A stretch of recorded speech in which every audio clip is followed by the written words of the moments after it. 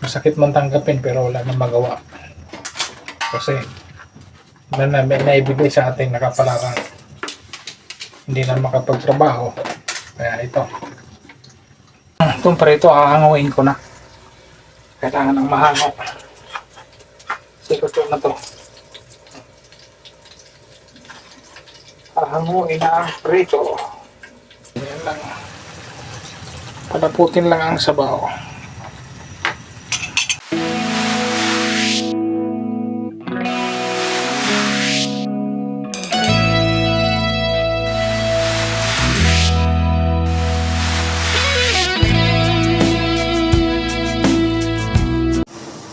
Yun.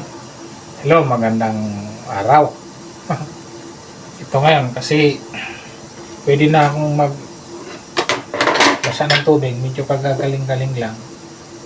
Ako yung ngayon maghugas bago ako magluto. Ito na yung gawain ko sa bahay. Sa mga makapanood,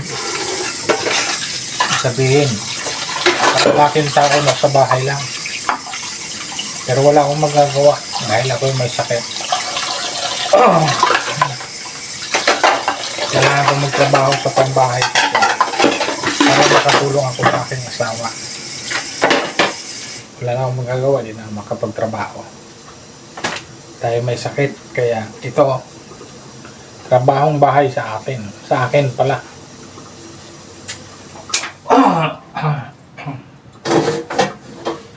Ika nga, hindi naman natin kagustuhan pero sa atin eh. Yan. Buhusan ko lang mainit yung mga mangkok at plato. Ako sabunan. Tapos pagkatapos kong sabunan, babagan ko siya ulit ng mainit na tubig.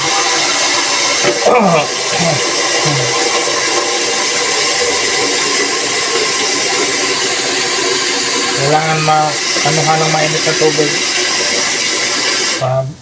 Babaran siya. Yan.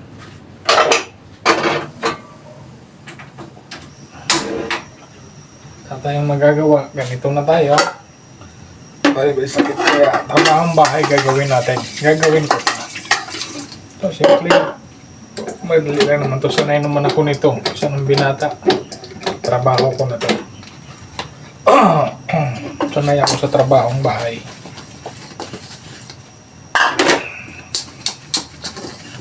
Ngayon, pwede na maghugas ng plato. Tapos mamaya, maya, pagkatapos maghugas, magluto naman. Trabahong bahay. Sabi nga nila, house husband. Masakit man tanggapin pero wala nang magawa. Kasi may naibigay sa ating nakapalaran. Hindi na makapagtrabaho. Kaya ito. Trabahong bahay inaako. Kaya naman sa bahay ka na, hindi ka pakikilos. Kawawa naman ang asawa. Kaya trabahong bahay, baliktad. Imbis babae ang gagawa, ngayon lalaki. Ako ngayon, ako. Ika nga, basta bigyan ka ng sakit na hindi ka na makapagtrabaho, no choice na. Kasi na ang trabahong bahay. Kaya naman. Yun. Bini. Kaya sarap. Tulingan ko.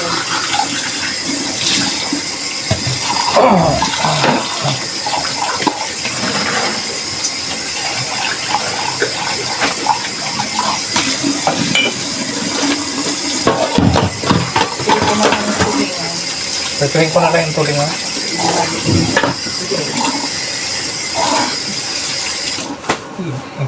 Ha? Hindi pwede. May manok ko ngayon. Yalong na manok. Yung bahay natin yung chapsay. Iba yung chapsay. Iba yung chapsay. Iba yung tulingan. Ang tagal ko, di ako makapag-out dun sa ano. Saan? Yung pa-picture-picture. Sira.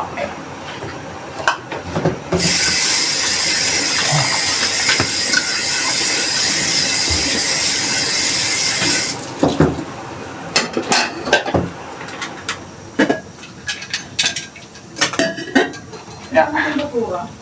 Kaya mainit na tubig. Bukas pa yun. Truck ng basura, sigurado bukas yun.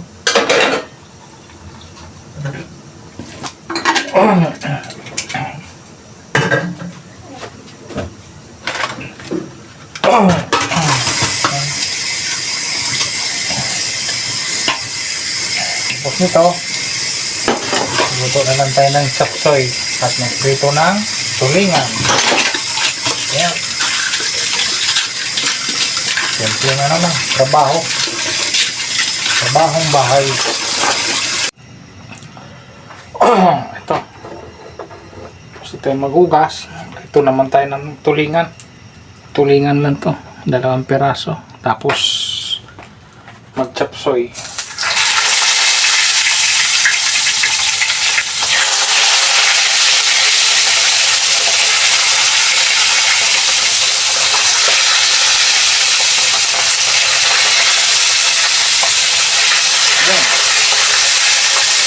Ayan.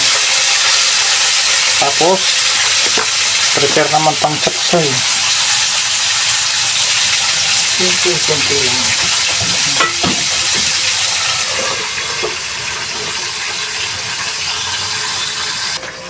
Ito, para may gulay tayo ito mga chapsoy. Ito, chapsoy. Ito lang kadami. Nabili lang yan sa sa palengke. O saluan lang natin ng konting chicken.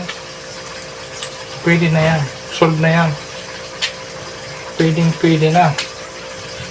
Konting chicken na. Solve na.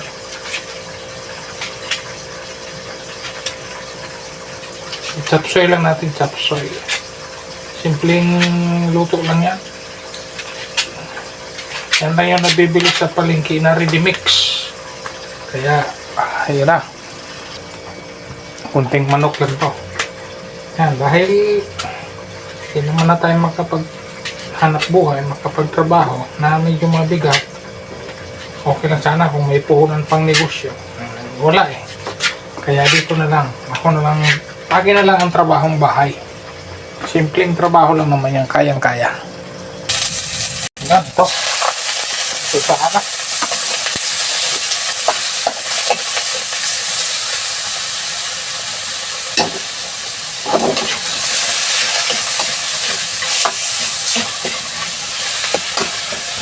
Yan. Paminta.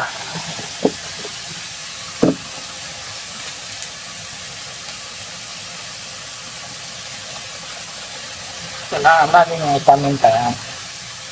Tapos laurel.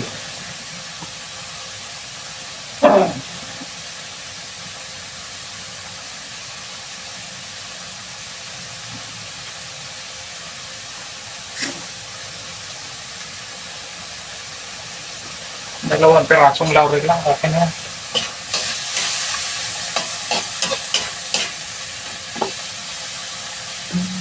Solve na yan. Nabitan ito maluto kasi maninipis. Ito, chapsoy na patsamba yan. Dinisa lang yan, hindi ko kasi na kung chapsoy. Basta importante merong gulay. Kunting karne lang naman yan, karneng manok. Asin pala. Kunting asin lang. Kunting yan, okay na yan. Ang palasa lang. Kunting sabaw.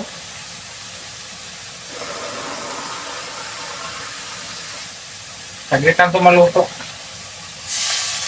5 minutes, ayos na to. Yan.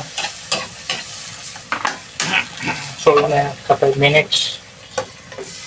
Simple, may gulay lang. Ito, balas pa rin. Oh! Itong trabaho lang ito. Trabaho ng isang asawa. Trabaho ng tatay.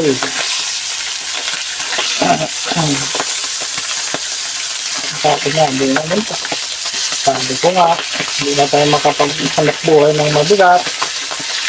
Wala pa tayong pang trabaho na yung medyo magaan. Mabilis tayong hingalin. Kaya tayo ang tagaluto. tayo ang tigasin. Hop. Ikot pa. Yan.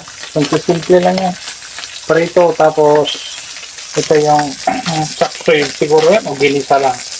Yan. Simple lang yung ulam. Yan lang. Yan. Ito. Luto na tong chicken na to. Lagay ko na yung ito. Haha. Lagay ko na. Saglit ka lang yan. Wala na 5 minuto. Pwede na kainin. Pwede na ang kainan. Kuluin lang. Sabay.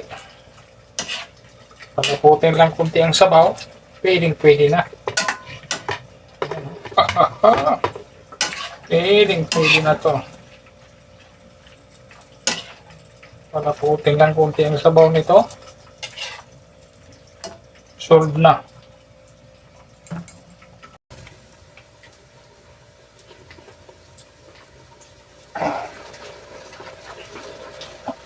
Itong prito, hahanguin ko na. Kailangan ng mahango. Sikot na to. Hahanguin na ang prito. Strainer, tapos tutuluin. Ito na yan. Tuluin lang ang mantika.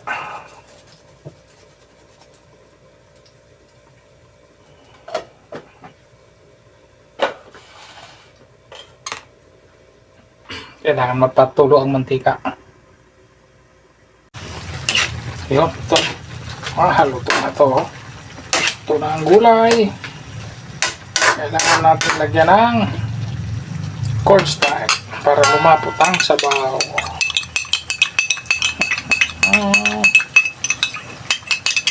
Ganyan lang. Palaputin lang ang sabaw. Sakit lang yan. Kailangan makalapot ang sabaw.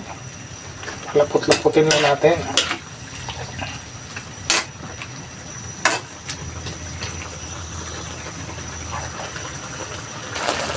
Yun, ayos na to. Yan, oh. Pwede na. Solve na yun. Kunti-kunti na lang. Malapot ang sabaw. Malapot na. Pwede na. Yan po. Haha. Tapos na. Ayan. Tapos na ang trabaho ng tatay. Kainan na. Nakaluto na. Nakaprepare na lahat. Kaya kainan na. Pakainin na ang pamilya. Takpan mo na. Ayan po. Hanggang dito na lang. At maraming salamat. Thank you so much po sa ating lahat. At lagi po tayong mag-iingat. Bye-bye. Thank you. Kain. Hapunan na. Panghapunan pala itong luto namin. Niluluto ko. Simple luto para sa pamilya. May isda, may gulay, konting karne. Pwede na. Solve na kami dyan. Maraming salamat po sa inyong lahat. God bless. Ingat po tayo palagi. Bye-bye.